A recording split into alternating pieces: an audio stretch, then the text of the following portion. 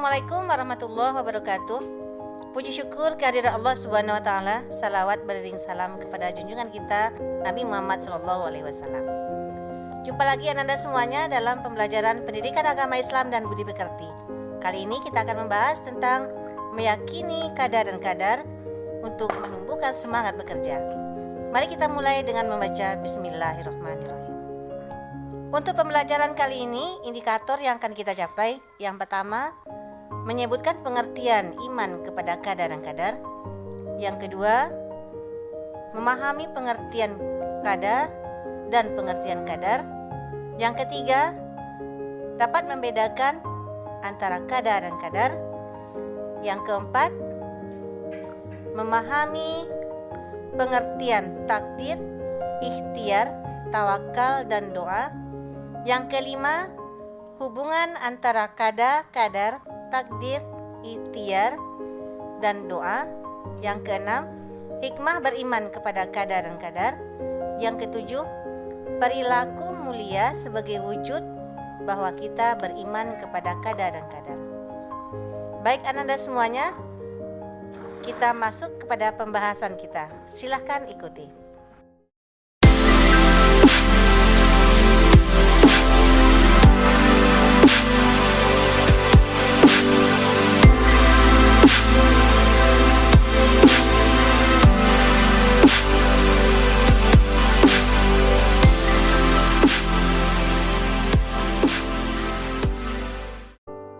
Pengertian qada dan qadar. Secara bahasa, qada artinya hukum, ketetapan dan kehendak Allah. Sedangkan menurut istilah, qada artinya ketetapan dan ketentuan Allah yang sudah ditetapkan sejak zaman azali. Pengertian qadar menurut bahasa yaitu ukuran, standar atau acuan.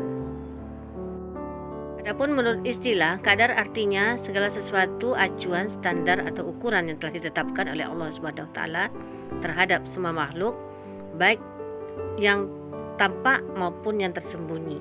Beriman kepada qada dan qadar artinya yakin dan percaya bahwa Allah memiliki keputusan, ketetapan dan kehendak atas semua makhluknya. Lalu apa perbedaan antara qada dan qadar? Qada yaitu segala ketetapan yang telah ditetapkan oleh Allah kepada makhluknya sejak zaman kandungan, seperti jodoh, maut, dan rezeki. Dalil tentang qada dan qadar merujuk kepada pengertian qada dan qadar itu sendiri yang terdapat dalam beberapa ayat dalam Al-Quran. Pertama, Quran Surat An-Nisa ayat 65 bahwa qada dan qadar adalah hukum atau keputusan. Yang kedua, Quran Surat Ali Imran ayat 47, qada dan qadar adalah kehendak Allah. Yang ketiga, Quran Surat Al-Isra ayat 23 bahwa qada dan qadar adalah perintah. Keempat, Quran Surat Fussilat ayat 12 bahwa Allah mewujudkan atau menjadikan. Yang ketiga, perbedaan antara qada dan qadar. Qadar adalah sesuatu ketetapan Allah yang melekat pada makhluk ketika makhluk itu dilahirkan ke dunia. Contohnya ukuran kemampuan pada fisik manusia seperti alat pernafasan, kemudian pencernaan, ataupun sistem saraf yang semuanya sudah ditetapkan dengan ukuran yang jelas dan pasti dari Allah. Sedangkan qada lebih mengarah kepada nasib yang ditetapkan oleh Allah kepada makhluk seperti jenis kelamin, keluarga, dan lain-lain. 4. Pengertian takdir, ikhtiar, tawakal, dan doa. Pengertian takdir mengarah kepada pengertian qada dan qadar itu sendiri, sehingga takdir ini terbagi kepada dua. Yang pertama takdir mu'allaq dan yang kedua takdir mubram.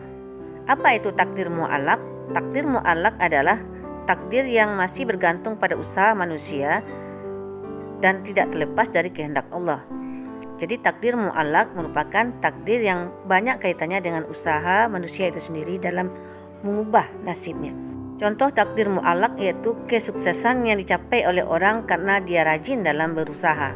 Dua, takdir mubram yaitu takdir atau kepastian Allah kepada makhluknya yang tidak bisa ditawar-tawar terkait dengan kelahiran, kematian, bahkan sampai hari kiamat.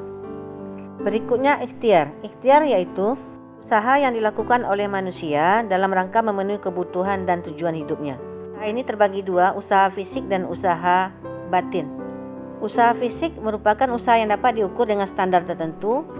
Usaha doa sangat erat kaitannya dengan kedekatan seseorang hamba dengan Allah. Berikutnya doa. Doa yaitu bentuk penghambaan seorang hamba kepada Sang Khalik berupa harapan-harapan yang digantungkan kepada Allah semata.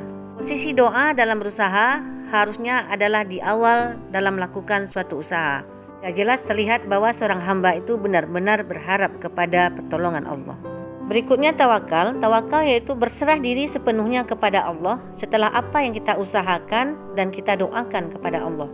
Hubungan kada, kadar, takdir, ikhtiar, doa, dan tawakal. Kada, kadar, takdir, ikhtiar, doa, dan tawakal memiliki hubungan yang sangat erat. Dengan kada, kadar, dan takdir yang telah ditetapkan oleh Allah kepada kita manusia, harusnya membuat kita menjadi mendekatkan diri kepada Allah, berusaha dengan sebaik-baiknya, dan selalu berserah diri kepada Allah dalam segala urusan yang kita hadapi. Berikutnya, hikmah beriman kepada kada dan kadar. Yang pertama, melatih diri untuk senantiasa banyak bersyukur dan bersabar. Yang kedua, lebih mendekatkan diri dan bertawakal kepada Allah Subhanahu wa taala. Ketiga, terhindar dari sifat sombong dan putus asa. Yang keempat, hati menjadi lebih tenang. Kelima, menumbuhkan optimisme dan giat dalam bekerja. Perilaku mulia yang menunjukkan bahwa kita beriman kepada kada dan kadar, yaitu bersikap sabar atas segala sesuatu, rajin dan giat dalam berusaha, rajin beribadah dan berharap hanya kepada Allah, selalu berprasangka baik kepada Allah, dan selalu optimis serta tawakal kepada Allah. Untuk tugas kita, silakan Ananda ringkas materi ini. Sekian pembelajaran kita pada kesempatan kali ini. Semoga dengan memahami beriman kepada kada dan kadar, kita dapat betul-betul memantapkan hati penuh keyakinan dalam berusaha dan semakin meningkatkan keimanan kita kepada Allah dan semakin menyandarkan hidup kita hanya kepada Allah semata. Dan untuk pertemuan kali ini kita akhiri dengan membaca billahi taufiq wal hidayah. Assalamualaikum warahmatullahi wabarakatuh.